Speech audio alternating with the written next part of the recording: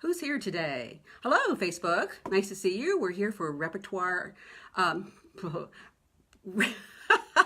Rep Prep webinar number 3. It's a tongue twister at times. So I'm hoping everybody can hear me on the webinar. Who is here today? Go ahead and give me, oh, thank you for telling me that you're here. Patty, good morning. Nice to see you from Oregon, nice and early. Hi, everybody, Facebook. If you're coming on, let me know who you are as well. Good morning from Columbus, Mississippi. Hi, Shirley. Great to see you. Everybody hear me, see me okay? Diana, hello from Diana, Springfield, Missouri as well. Well, Missouri, not Mississippi. Cincinnati, hi, Faye. Nice to see you. Lisa, Central New York. You know, I feel so bad for a lot of you in the Midwest and in the New England area with all your wretched weather right now. Let me know how many degrees it is in your neck of the woods right now. I'd love to know because I'm not going to tell you what it is here in Texas. So Kelly, hello from Naperville, Illinois. Love Naperville. Had a great visit there. Always had great visits there, especially when I go to NCKP. And by the way, I am going to NCKP this year, National Conference on Keyboard Pedagogy. So if you're going, let me know. Okay. Also going to MTNA. Those of you who might be going in to Spokane, let me know as well. So great to see you all. 39 degrees in Springfield. That's, I guess, not too bad, right? And Mandy, San Antonio, nice to see you. 5 degrees Fahrenheit with wind chill. Yikers. Lisa, Faye said it was 17 in Cincinnati area, going up to a balmy 40. Woo! Well, I really want to thank you all, replay viewers as well, for joining me today and coming in and staying indoors in the frigid weather or snow, whatever you might have. Hello, John from Baton Rouge. Susan, good morning. Shirley here. And Patty is going to Spokane. All right, Patty. I'll meet up with you there. I might arrange a little meetup with Piano Teacher Academy and webinar folks while we're there. It'd be kind of fun. I did that the last time. Kelly, good. Kelly says she's going to go to NCKP. Oh, gosh, if you guys have not been to NCKP, definitely try to go. It's really something else. It's all piano pedagogy completely in totality, and it's just really fabulous. Patty, yay, good. Deborah, good morning. Good morning to all of you. Thanks for coming in.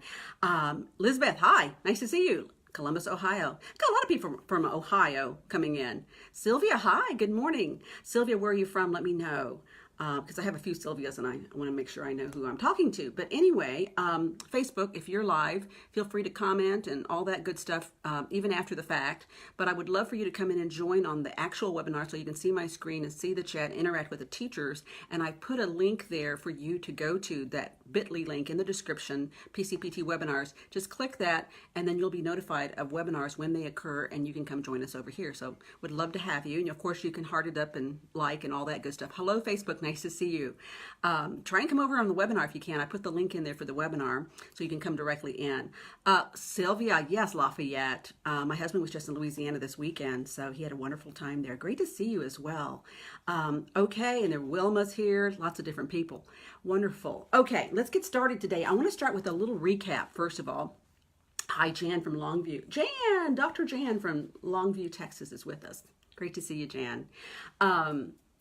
If you have trouble with technology on your end, I'm getting a pretty good network, but I just got a signal saying that my network has gone down a little bit. So I may go in and out just because of the transference going on here. Just bear with me. If it glitches a little bit, just hang in there. It'll come back in.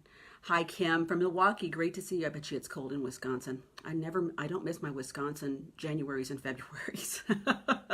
So anyway, so if you have trouble on your end and your system is sort of breaking down and whatever, know that you can always go here. Open up a tab that says help.demio.com, open up the chat at the very bottom on the bottom right, and those people there at Demio are going to just help you out. They're wonderful. They'll help you out live while we're on. Hi, Susan. Susan Parody is in the house. Great to see you, Susan. Haven't chatted with Susan in a while, but we talked about Susan's resources last week. But speaking of last week, I want to talk to you a little bit about the rhythm that we talked about last week. We talked all about how to work with students early on in elementary level in coordination of the two hands together, two opposing rhythms. And I wanted to let you know that Marcia Yurko wrote me an email after the fact and said, and contributed a few more resources that she thought you guys may not know about, and I wanted to throw them out there. And I wonder if any of you are familiar, and I'm going to put this up in the chat. It's a book she asked if I'm familiar with. It's called You've Got Rhythm. Read Music Better by Feeling the Beat. It's by Anna Demska and Joan Harkness. Anybody heard of that book? It's a very clever little book, she says, Marcia says. I'm going to put it up here in the chat and share it with you. There it is right there. You guys should see the cover there. You can certainly click on that link and save it and take a look at it later, but it uses body beats and language to chant rhythms. And she says she doesn't teach group classes at all, but it could be a lot of fun in that kind of setting. And I'm just curious, anybody heard of that? I'm going to show my chat here so I can see. Diana said no, and the video is getting fuzzy. Yeah, okay. No, okay. If the video goes really kind of splitter splatter, do a refresh and come back in. Might help, okay? Okay, Patty says her video is down. Okay. I don't know. It could be your connection, my connection, but just hang in there. The replay video will definitely come out, okay? And if you have a multitude of problems, just hop on over to Facebook Piano Camp for Piano Teachers. I'm broadcasting live there, but would love for you to participate here. All right. So nobody's heard of that book. So I wanted to give you guys that resource. I thought it sounded like a lot of fun. And then a second thing that Marcia mentioned, okay, let me say a little bit something about that You've Got Rhythm book. She says it's a step-by-step guide that will help students understand rhythm kinetically, by touch, and also intellectually. And it's very similar to the Dalcroze method that combines spoken word compositions, in other words, talking music, with hand clapping patterns that move through the shape of the meter, which I thought was pretty interesting sounding. So it's very clear and easy to understand. This is a description on Amazon, and it's one of several books that this couple of authors has written. It's very fresh and unique and invigorating and activating for students. So she recommended that. And Marcia had one other suggestion for all of you, and I have the link for it, because we were talking about how there's not too many out there on the net, too many examples of two-handed rhythms that students can start negotiating early on. At least those rhythm drills that come in the form of cards or even 4-measure strips, that kind of thing. Marcia said that she thought that Wendy Stevens had produced a 9-level set of rhythm drills dated around 2000, and she wasn't sure if they're available. And she said that levels 7, 8, 9, Patty says yes, levels 7, 8, and 9 are for right hand and left hand together. And the advanced levels also include 8th notes, 16ths, and dotted rhythms and triplets and things like that. So I have that link for all of you who are live. It's right here. Wendy, if you go to her site, if you don't pick it up here, replay viewers, I'll send it to you in the email, but it's called Music Progressions Rhythms. So if you go to Wendy's site, here it is right there. There's a link, you guys, Music Progressions Rhythms. And that's where you can download, I think it's a set A, that's like an early elementary, and you can download 1, 2, 3, and 4 as well. And then from then, if you want to get levels 5 and above, you have to click her button and opt in for that advanced set. So take a look at that, because I was really happy to know that she had two-handed rhythms. All right, so Marcia, thank you for that. Really appreciate you letting us know about that. And of course, I'll include all these links with the email for webinar number 3. Let's see. As a result of our discussion last week on rhythm, I just got to thinking about rhythm, and I think I'm going to actually have rhythm be my spring recital theme this year. I always have a spring recital theme. Some of you may as well throughout the year have a theme at certain times, but I always do it at spring and a May recital. And I just got to thinking, I haven't had rhythm as a theme. So it's going to be called I've Got Rhythm. That is my theme for the recital. And every piece that students will play will be somewhat rhythmically inspired, rhythmically based, that kind of thing. And, maybe it'll be alternating hand rhythms for the more advanced students. Maybe it'll be irregular meter, that kind of thing. So I'm excited about having that as my theme. And I have another idea for you. I was thinking about some kind of group activity we could do at the end of the spring recital on rhythm, and thought, oh, I had in the back of my mind this spoken fugue that I often do with camps. Whenever I do camps, I do the spoken fugue, which is a 3-part spoken fugue where students come in with imitation and they say some chant. And it's an old copy that I have, but I found that it is available on sheetmusicplus.com. And let me share the link with you guys. I know of it as a spoken fugue, but they call it, how come it didn't come out? Oh, maybe I didn't set it. Well, I did put it in here. Okay, guys, I'm sorry. I don't have it here. Let me cancel that out. I'll put it in the replay email. If you go to sheetmusicplus.com, you put in, I put in Spoken Fugue, but the title of it has changed. It's a choral work. They call it, it comes as a choral publication. And it's like 68 cents or something like that. But it's called There's a Dance in the Big Red Barn or something. It has some kind of Big Red Barn title, but I'll send you the link. It's really cool. It's more intended for, I think, your early intermediate, even some of your late elementary students could join in on the spoken fugue all the way through your advance. So I thought I'd get my whole studio and divide them into 3 teams, and they would all speak this fugue. And that'll be our final ta-da at the end of the recital. So I'll shoot that over to you. Little babies, I'll have to do something a little different for their final rhythm ensemble. But I just threw that out there as an idea. So maybe later on at the end, I'll show you guys the actual webpage. All right, so let's get started. Our third session today is Classical Rep Prep Webinar focusing on melody. We're working on the steps that we can take to prep our elementary students for classical piano repertoire. And I wanted to talk about melodic preparation today and how we can prepare our students for the musical melodic demands in classical music later. And a lot of what I'm going to say to you today has really, it's not totally specific to classical music. I think it's actually more specific to advanced music in general. But I think it's highly applicable to classical music, especially when you get into counterpoint, which they will do once they start encountering Bach, right? So I thought this would be a good topic for today. Now, in classical music, we know that their ears need to be attuned to and their hands very adept at creating multiple dynamics within a piece. Let's just start at that point, right?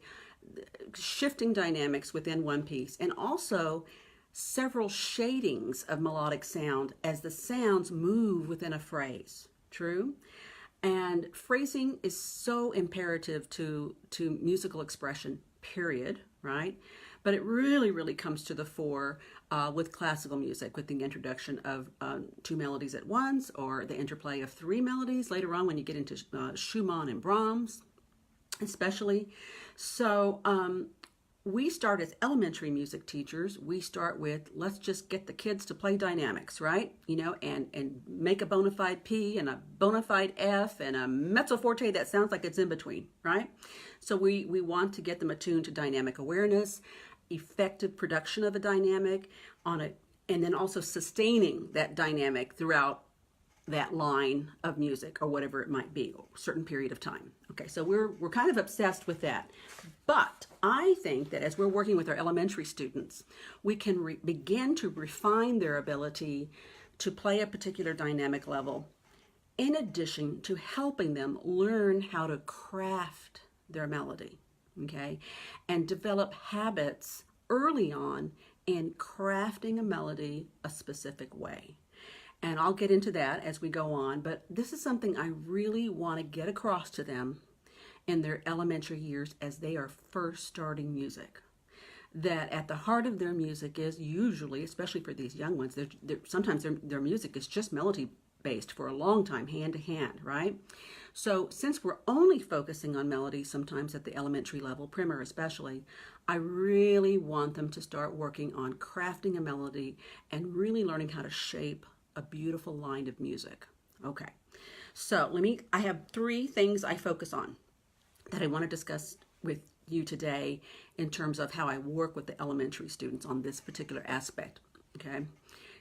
The first little habit I want to get them into is what I call listening for.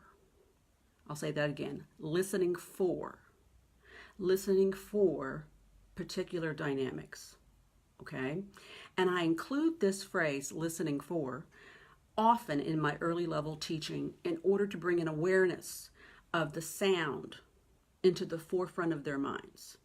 So I tell them that before the sound is produced, you must be listening for something that you want to create, okay? So before they lay that hand to the key, either on the first note of a piece or the first note of a new phrase, whatever we're going over, the first thing I often say to them before they start, and they've got their little hands all set and they're going to count off and start, I might say before the count off, things like, so what is it that you're listening for, in the first note? Oh, I'm listening for mezzo forte. Oh, thank you. Let's listen to that mezzo forte as it comes in and listen for it, meaning they're going to be highly attuned to really creating it, right? And taking extra care and thinking about the delivery of that mezzo forte. In other words, if they're thinking mezzo forte, ooh, I'm going to have to come down with a certain amount of speed, right? And a certain amount of arm weight. Or if I'm listening for a piano, my hand will probably be, and I teach them this, closer to the key and descending a little more slowly, but definitely descending, or else you won't hit the bottom of the key. Okay, so I ask them I might phrase this listening for in different ways. I might say, what sound are you after at the very beginning here? What do you want to produce? What are you listening for? Tell me what you want to create right here. What kind of sound? So I'm always bringing their attention to that, okay? Now, I'm not harping on it all the time. Don't get me wrong. But I am, sort of getting them trained and attuned to really not just rhythmically doing a count off and coming in at an appropriate fluent tempo, but to really be thinking about that first note and how they're going to approach it and confirm that, yes, it was mezzo piano or mezzo forte or whatever. And sometimes, I'll just throw this out there, sometimes I'll say as they're starting, getting started, I might say, oh, you're after a mezzo forte, you're listening for mezzo forte? Oh, that's so good. That's what you should be listening for. Can you show me that mezzo forte that you're going to create? And they go, boom. And then they go, oop, that wasn't it. And then they learn how to readjust for their delivery. Oh, good, we've got that mezzo forte all set up, and that's exactly how we want to start this melody. Because this melody is lively, or it's contemplative, it's sad, or whatever, okay? There's always a rationale for that dynamic, true? I'm always teaching rationale. So I wanted to throw that out there, okay? Listen for, use that in your language all the time. Get them to be thinking about the quality and the type of sound they want to make at the very beginning of a melody. All right, builds a great habit. And it also teaches them to start pieces or phrases with specific intention and care, and it creates a respect, I think, also for the composer's intent and a responsibility to the score. Right when they're elementary level students. Okay, this is something we do as performers. The next aspect I would like to address in this idea of crafting sound from the get-go. And not just having students just, jump in with any old sound, right? It has to do with melodic projection. Okay, so they've crafted the first note, they've dropped in at the intended level of whatever, but how do they proceed from there? And I want to talk to you a little bit about melodic projection. How are they going to project this melody after that first initial note?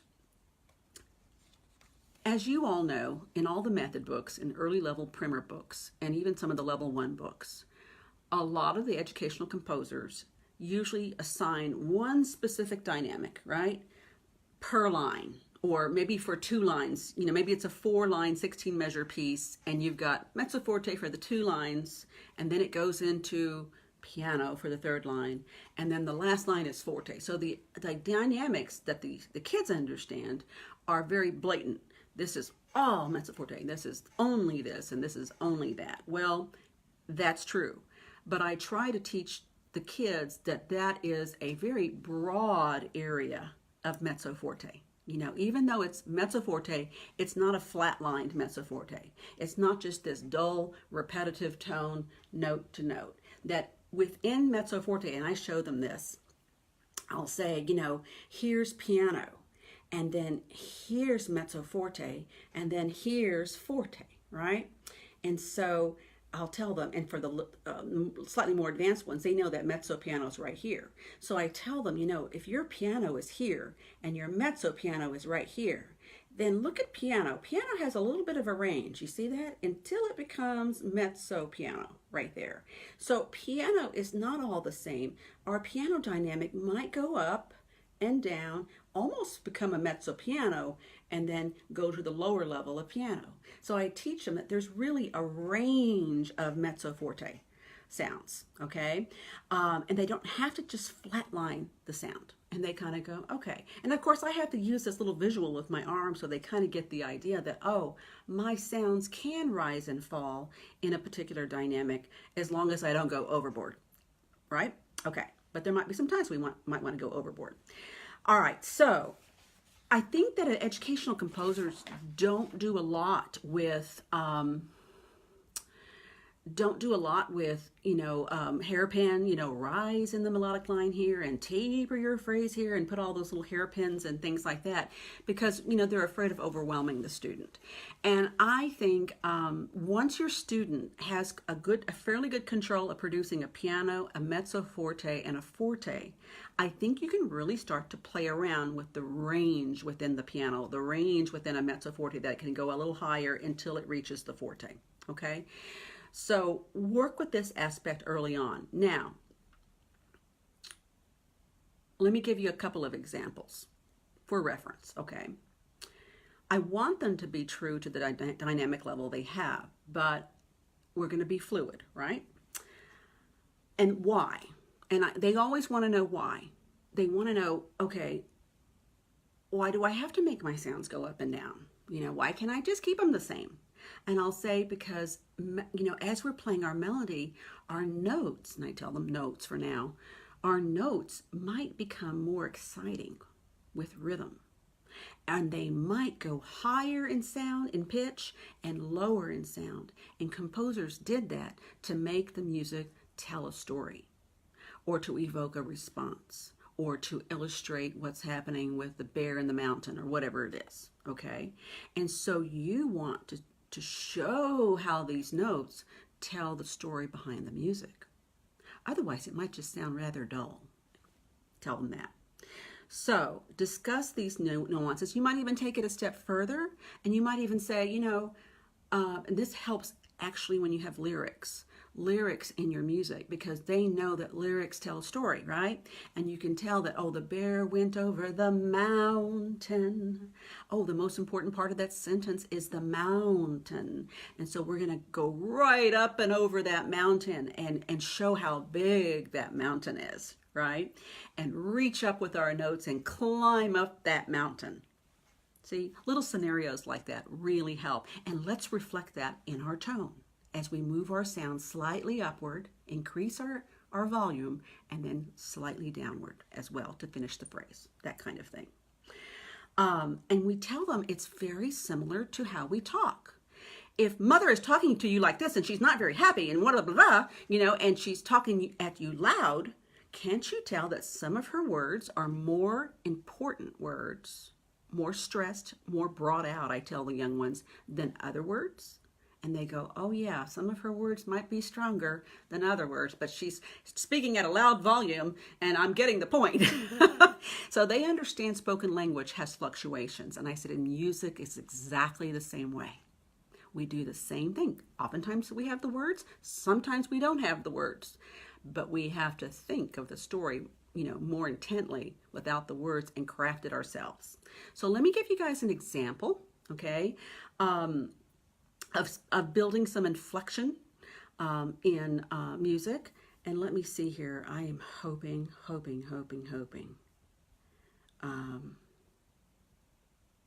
My goodness.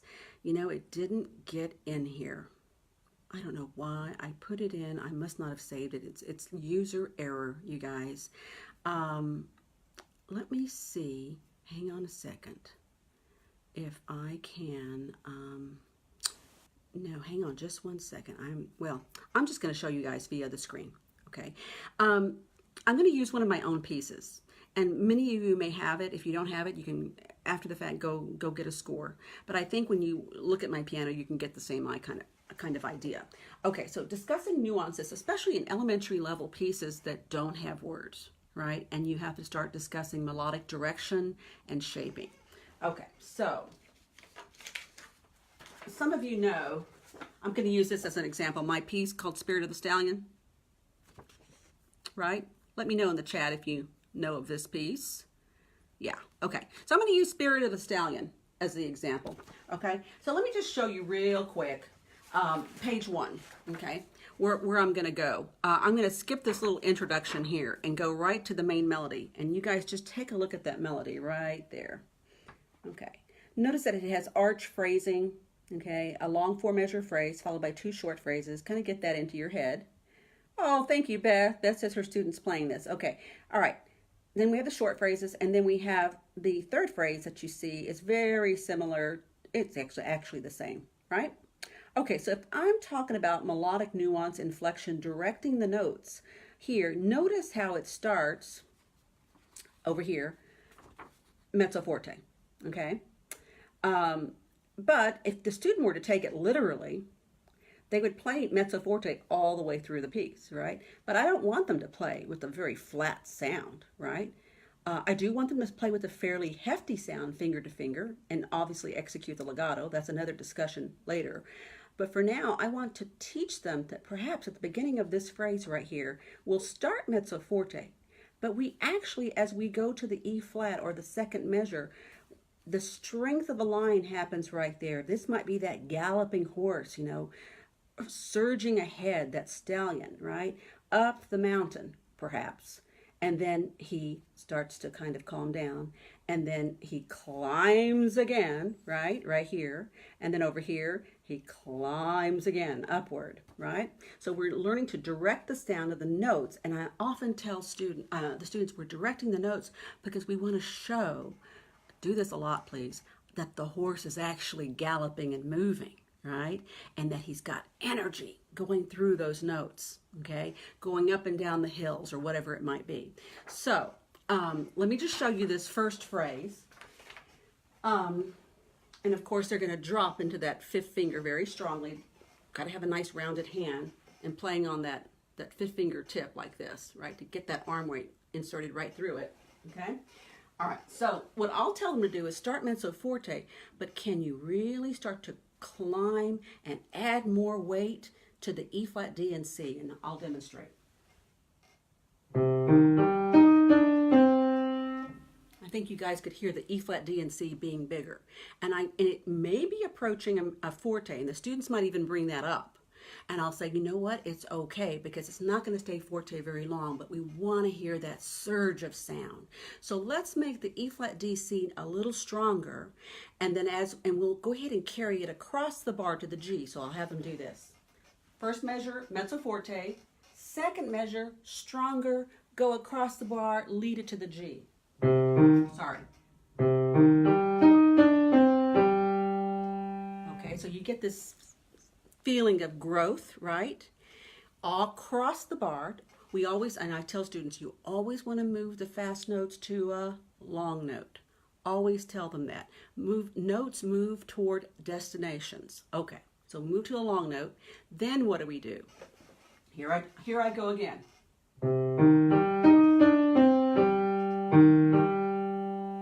We could calm that down, but we could say he's not done yet until he gets to the dotted half note. So here I go. I'll show you my piano here. Sorry, Facebook. I think you can see it actually. All right, here we go. Nice and rich. Ah, that time we kept all the sound developing to the end of the bar, which you could do, right? Or you could just go across the bar and let it what? Fade out just a bit. Either one would work, okay? Make these kinds of decisions with your students, okay, as they're working on these pieces, especially with no words. Let's take an easier example. I'm going to play this little French folk song. They get little pieces like this when they're just doing dropping and they're not even doing legato yet, right? Okay, let me see if I can figure it out here.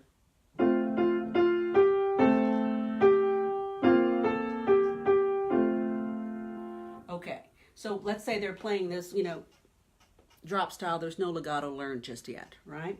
So what I will tell them is that maybe this piece starts piano, okay? And I'll say, you know, especially these little primer pieces have a lot of what? Repeated notes, true? I tell them never play a repeated note the same way twice. Repeated notes always what? Move toward the next melodic interval. Up, down, whatever it might be doing. So here we go. I might even work on that with them just first. Here we go. So they went up to the half note, the long note, the destination, right? And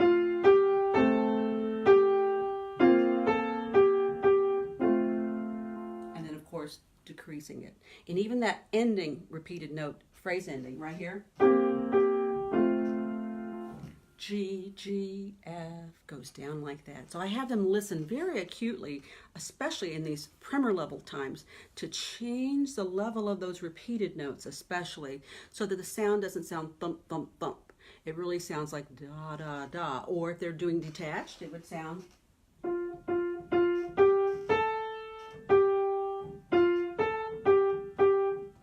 Oh, sorry.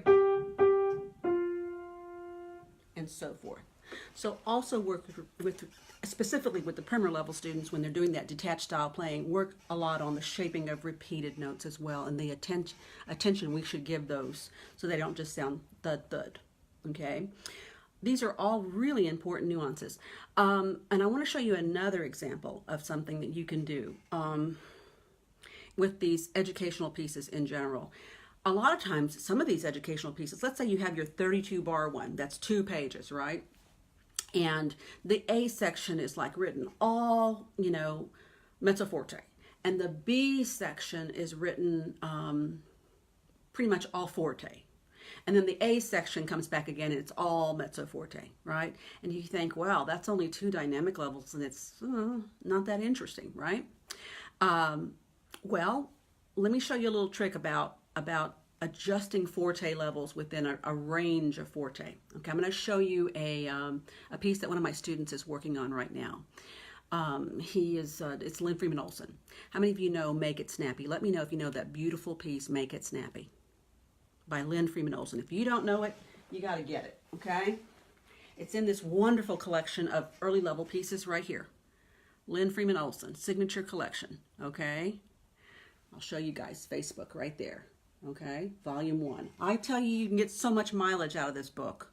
I mean, it starts with, detached playing, no slurs, I think. Let me see. Yeah, no slurs, okay, just very simple quarter note, half note rhythms, whole notes.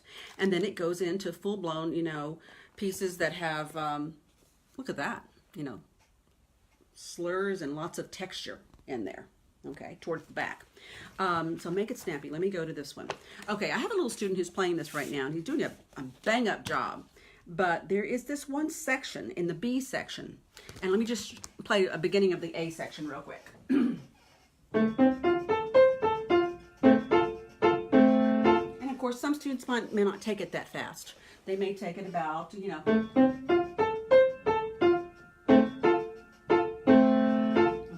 It's all written mezzo forte. But then the B section comes along and it's heftier sounding because what brilliant Lynn Freeman Olson did, not only did he change key, he changed range. So it sounds, the hands are further apart and it just sounds meatier. Okay, so let me play a little bit of the B section, which is forte right here.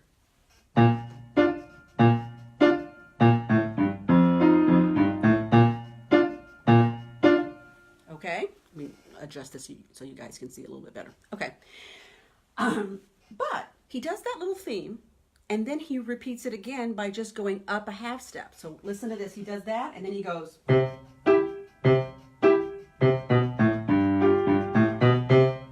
Taking it into the key of C. Fabulous. It just repeats the same rhythm, but there's a new color with the key of C major.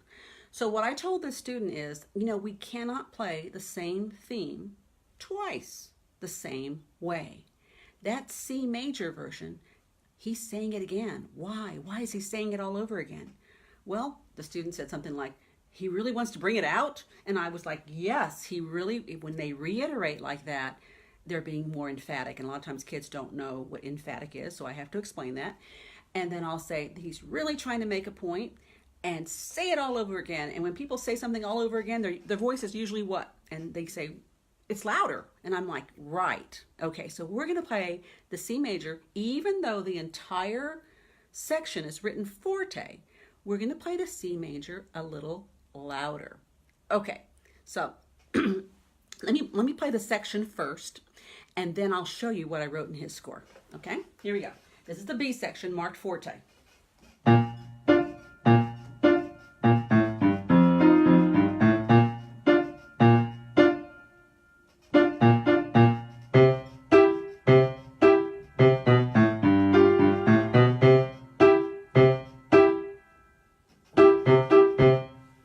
Okay, so you notice that I rose in dynamic for the C major, right? And I tell him, you got to give it some more heft there because it's even more exciting the second time, right? So here's what I wrote in his score.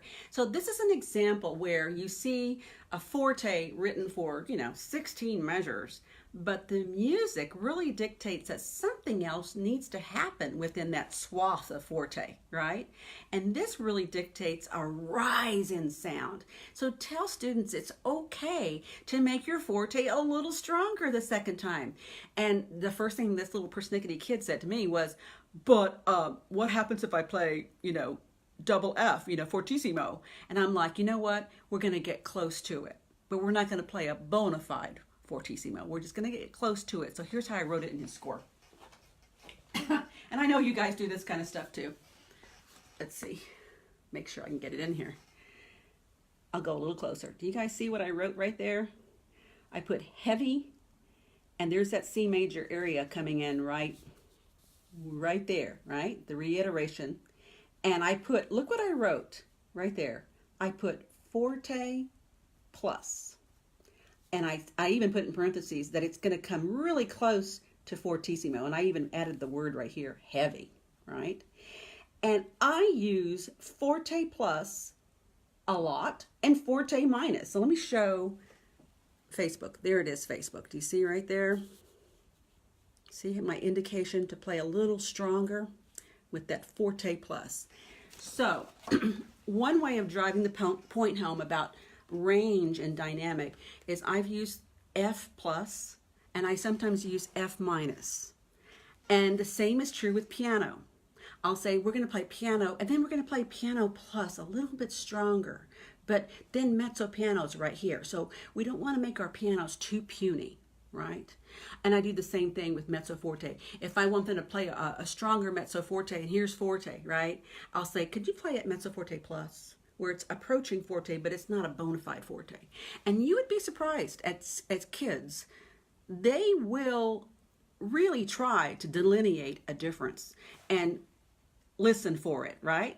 Let's listen for a forte plus. Let's listen for the mezzo forte minus. It's not quite a mezzo forte, that kind of thing. So I work with discussing nuances by delineating through dynamic levels like that. So I'm hoping this makes some sense to you guys. Let me know in the chat. I haven't given you a chance to chit-chat a little bit, but I talked about the listening for. I talked about, creating nuance and inflection through a widening of the dynamic range. Let me hear from you in the chat. Is this all making sense? Want to make sure. And of course, I'm not seeing anything in the chat, and I'm hoping everything's working. Yes. Okay. Callie, thank you. Elizabeth, yes. Okay. Great. Love it. Good visual imagery. Boy, gosh, I find teaching these days, the kids, you've got to relate sound to what? Sight. Because they're so like, Miss Gutierrez, you need to paint a picture of this because I'm not getting it. So I'm doing so much with visuals. You are absolutely right. And Kim says all these dynamic tips about range are fabulous, and also listening to their first sound on the first note, right? Because it gets them to learn crafting with care. That we're building something really quite beautiful here. And it's special, and it's at the touch of your finger. I mean, look at how much control you have. At the touch of your own finger, you can make a wide range of sounds, depending on what you want, or in this case, what the composer wants. And of course, if you deal with improvisation and composition, it's even better because they can do exactly what they want. Susan says, hi, Susan Hong's on Facebook. And thank you, Susan. Thanks for joining in. Okay. A couple of other examples. Let me see. There was one more point. Okay. So we talked about the first note. We talked about crafting the melody, allowing for a range of sound, right, within a melody, even early on, and not playing dull repeated notes. True. what about the end of our melody? This is something I think we don't spend enough time crafting with our students, is how a melody or phrase should end, okay? So let me say something real quick here. I'm getting ahead here in my notes. Oh, I wanted to mention before I get to the end, crafting and ending, I sometimes, let me show it here. Don't be afraid to use your pencil to show melodic direction. I wanted to make one quick mention of this. You know, I'll do things like this, you know, and I'll say, ooh, we're going to move those notes toward that, right? And then I might do things like this. Even with my elementary students, we're going to do a slight what? You see it, right? Oops, sorry, over here. A little tapering of sound. And I'm not, to tell you the truth, I'm not too worried on the tapering of the sound over here that they get a little soft, a little softer than mezzo forte. If they get to a mezzo piano, it's okay. They're sort of finishing the phrase, right? It's fine. Let me show Facebook real quick. See the little arrow I put there? Showing the student to direct their notes toward that E flat, and I might even do this. I might even say, take it all the way to the G, right? Take it all the way to the G. And if I want them to spotlight, and I use that word a lot, if I really want them to spotlight a particular note in the phrase, head toward a particular note and really spotlight that one, no accent of course, but just get to that point, I'll do that. Do you see my little quotation marks there? Okay, right there. Okay, some people are telling me my video is gone. See that little spotlight? Okay, and the decay. Don't be afraid to use those markings with your elementary students as you're really refining things. Elizabeth says there's no video. Can anybody else let me know if you can see video? I'm going to put in the chat here real quick. This is from me to everybody. All right.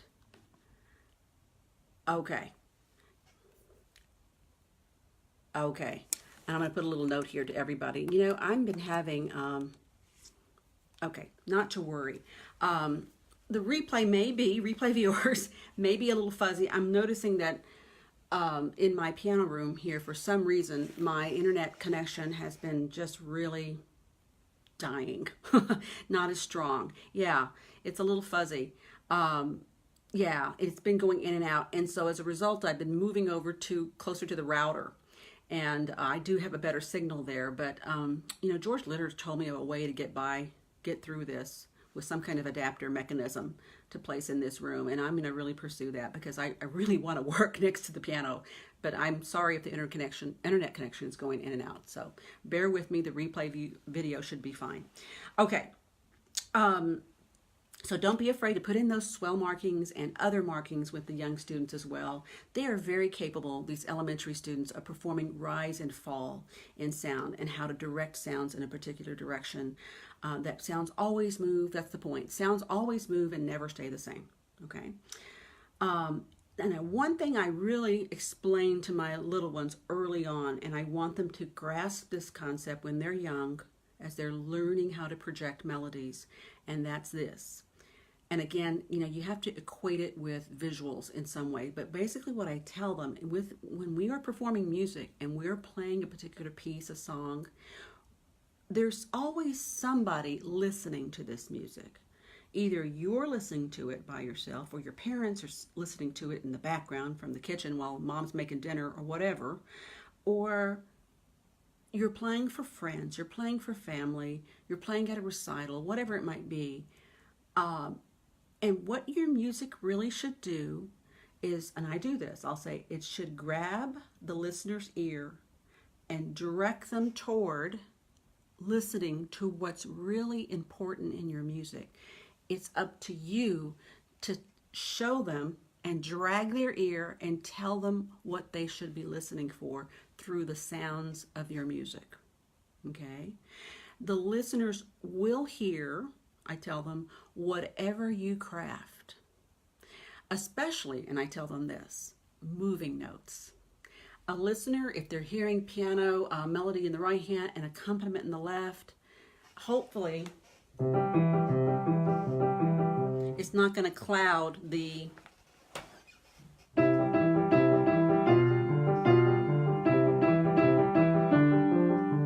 we don't want, right? We want to make sure they listen to the melody. So we work really hard at just really just staying close to the keys on that Alberti, right? And rotating that wrist gently while we really dive in with good arm weight in the right hand. So I tell them that people are drawn to whatever they hear in volume, right? Above something else. So that's where projection comes in. And if you want to let them hear that crescendo, boy, do a great job of sculpting it, I tell them. So, and I also tell my little ones, think of it as drawing a picture. You're drawing a picture of sound, okay? Or painting a painting with sound. And if you're painting a painting, it has to have so many beautiful sound colors in it. And by making our notes rise and fall and create these shapes, we're creating colors. And that's what I'm trying to really get across to them. So with some careful coaxing and listening, encourage them to really experiment here early on. What they're experimenting with is dynamic shading. Okay, it may not be highly sophisticated phrasing, but at least it's some dynamic shading in their melodic playing. And it's really, as you know, going to come into full-blown effect later when they tackle classical music. Okay?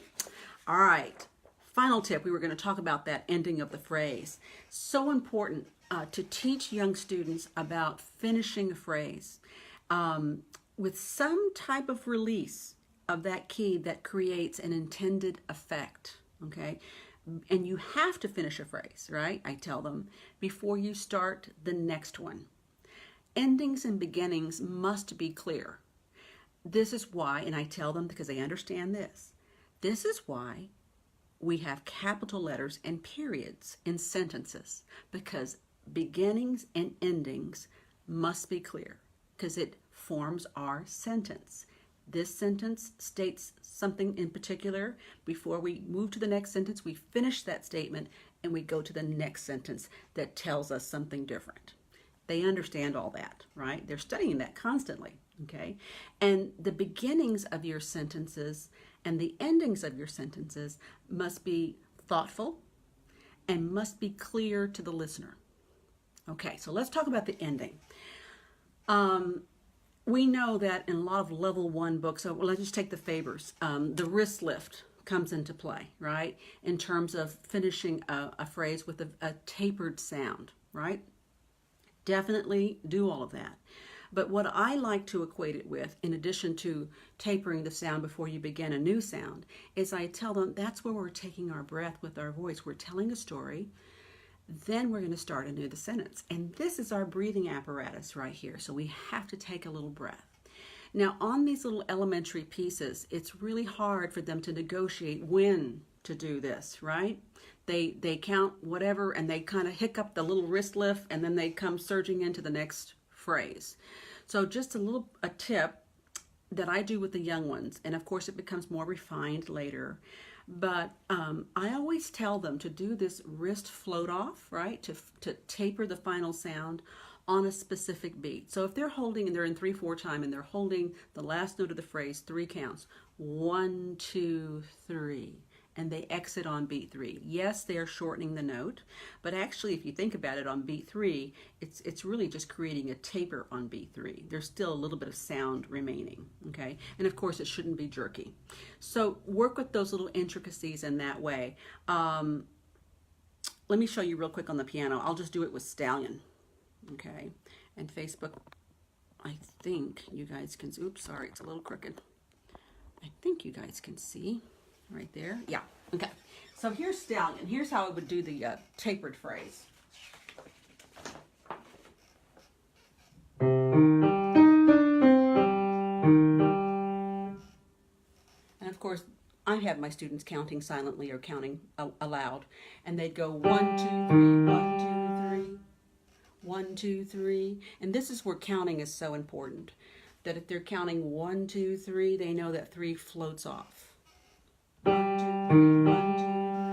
And of course, I teach the wrist release as a tilt, not an actual lift, they learn to tilt forward and go towards this fall board here. So I'll show it right here. And I'll count with them. We'll count together. 1, 2, 1, 1, 2, 3, right? And it's not a big swoop. It's just a little tilt, because we're actually going to tilt, in this case, 1, 2, toward the direction of the next note. Okay, so we're always tilting, lifting, and releasing in the direction of the next note. So incorporate that into their counting, okay? And that's one idea of a phrase ending. There's other types of phrase endings. I mean, sometimes you have a phrase that ends like this. Right? With a long held note, it's really strong and loud, right? So they're not going to actually do a graceful lift there, but you will teach them, right? You might say, we're going to hold it 1, 2, 3, 4, off. And I'd like you to come off of the key in a very quick, spontaneous way so that you can hear the sound really cutting off like that. So that's another one. All right. I apologize, you guys, about the reception, but I'm hoping the replay will turn out okay. Let's take a few comments now. I'm sorry, you guys have to refresh. Okay, Elizabeth says tilt is an interesting word instead of lift. I've never heard of that. Something to consider. Yeah, because I had so many kids when I say the word lift, and float off is good too, because it encourages this float. But I also say sometimes it's a float off, but it's a float toward the fall board. But the tilt, let me show you something about the tilt. I think you guys can see it here. Let me I don't know if I can do this. I'll do it this way. Here we go. Here we go. I think we can do it this way. So when they do the tilt, see this, right? What's tilting is the wrist, right? Going forward, right? But I also tell them, be sure, and when you explain this intricacies of the wrist tilt, and now I think I got you both, Facebook as well, that they tilt forward. They see that wrist floating forward, right? But the main idea, besides the tilt, what do they see when they tilt? They see the backs of their fingers, right? So I'll tell them, be sure you tilt and float towards the fall board, and if you see the backs of your fingers, you did it right. You always have to do that with young students. You have to tell them what to listen for and what to look for, so they can be assured that they're doing it correctly, right? So give them those hints and tips for all those intricacies. So look at the backs of your legs, and if you floated forward, and you can see yourself moving that direction towards the fall board, and you see the backs of your fingers, you did it right. Okay, but the real key is in the listening as well. I also talk about pointing wrist up for students with tight wrist. Oh, that's a very good point. Let me show you all of this. And this comes a little further down the line with two-note slurs, and I do teach two-note slurs a little earlier too with my elementary students. So I want them to get this idea of a flexible wrist that's dropping into a key and then floating out with a different finger, right? And they come in as a vertical drop, right, like this, right? But I want them to have a little give right here, right? To drop and sink and then move forward on the tilt. So let me show you here on the keyboard.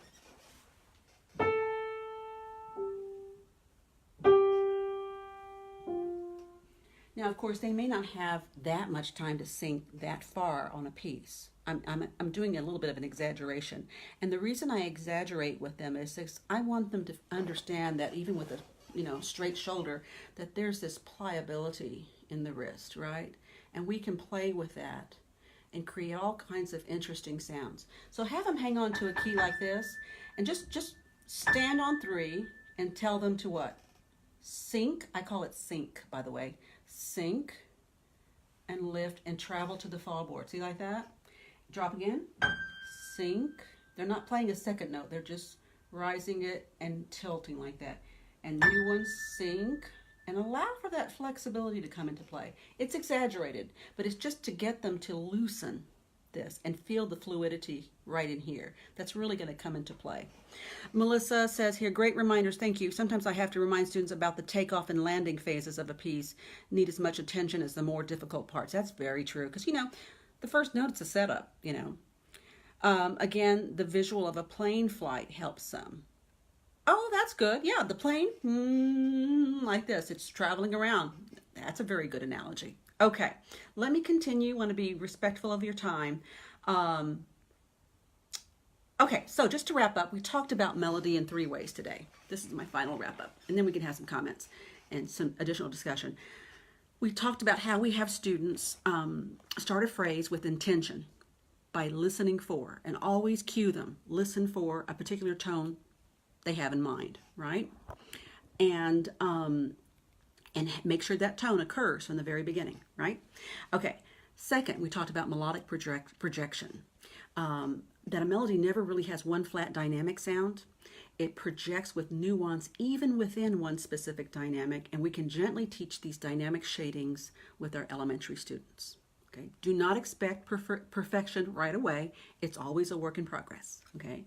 Number 3, we talked about how to teach students how to effectively end a melody with either the usual wrist release, that forward lift idea, and timing it also on a particular beat that they're counting for, coordination, right? Or really thinking about any kind of release that they want to do at the end of a piece, whether it be a lifting release or a snap-off release, okay? All right, very good. I hope this was helpful today. I think in general, I tell students that you're almost only as good as the beauty of your melody, right? When people want to listen to the piano, they really usually want to hear melody. I mean, they're attuned. That's what we're all attuned to in music, is melody. And it's our job as performers to craft the most beautiful melody we can to get our point across to the audience. Mandy, this has been most instructive. Thank you for the visuals and keywords. You're welcome, Mandy. Good reminders, yeah. The main thing, I know we all get so wrapped up in elementary teaching about, the mechanics, the hand shape and, landing on the correct finger, on the fleshy part of the finger, arm weight, all these different things. But I find sometimes instead of being really persnickety on that angle, I talk about it from this front angle of producing tone and producing melody, because I find that most students, when they're going after a sound, they automatically make the adjustments themselves. They're more prone to experimenting, to finding what they think is right, what they think. It's amazing. Elementary students will make adjustments on a dime, depending on how you craft your language, and not say, oh, that was wrong, and that's way too loud, and can you really play the dynamic and drop this finger yay high and then da da da da and lift it like this and all that kind of thing. And sometimes what they need is a different kind of help from you. I think I used this analogy one time with a student where she was just thumping and thudding all over the place. I mean, she was basically getting the dynamics, but it was just not so great sounding. And she's a very sensitive person. I mean, not sensitive emotionally, but she's very keen. She was very keenly aware to descriptive words, and she was really into storytelling and art and all kinds of things. So I finally I thought, I thought I beat this horse to death, but she's just not getting it. She's not making that switch. So I told her, it was just, as Marvin Blickenstaff used to say, don't be so picky.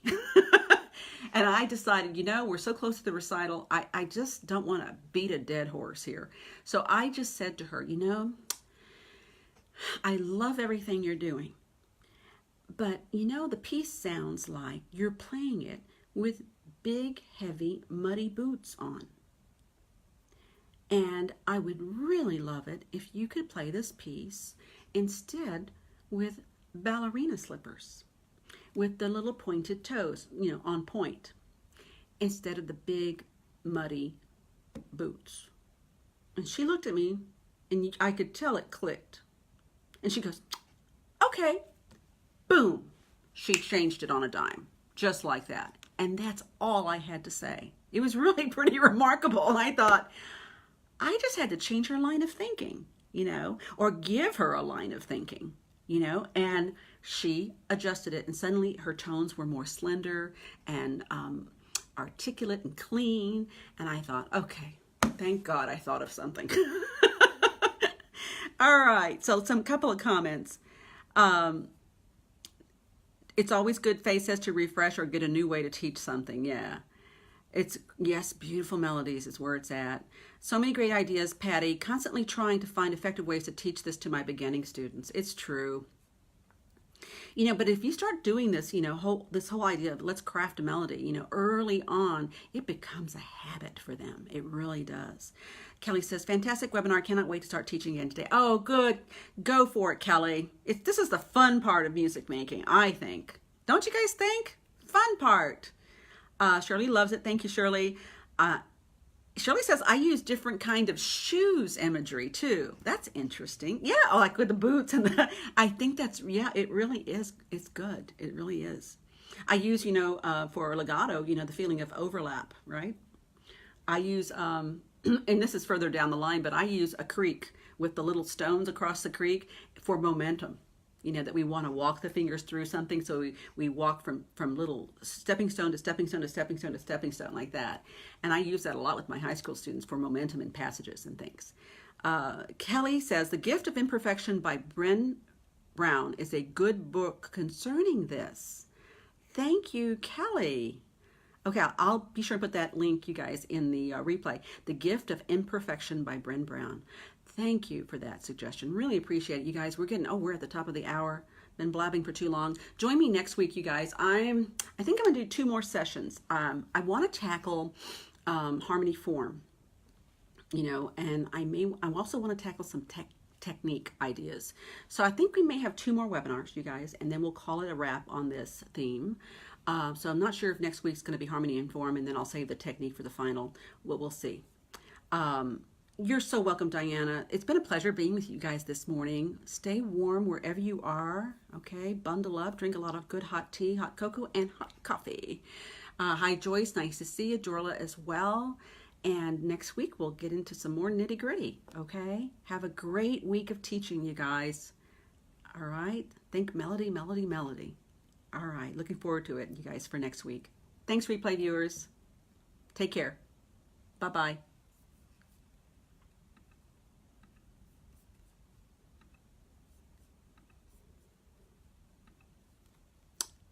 Thanks, Facebook. Gosh, good 7 people here. Who do we have? Hi, Dorla and Joyce. Hi, Susan. You're welcome. Great to chat with you. We need to get together. She's busy writing sculpting. Yes, Amy, I always talk about sculpting our sounds. That's a key word all the time. Hi, Patrice. I missed Patrice. It's so great to see you. I want to come hear you play sometime in Austin. Betty, great. I'm so sorry that the internet was not corresponding. I'm going to have to talk to my Spectrum and see what happens, do something, because it's just been getting worse and worse lately. So thanks for your patience. I appreciate it. You guys have a great day. See you next week. Okay. Bye. Susan, call me. Let's get together. All right. Bye-bye.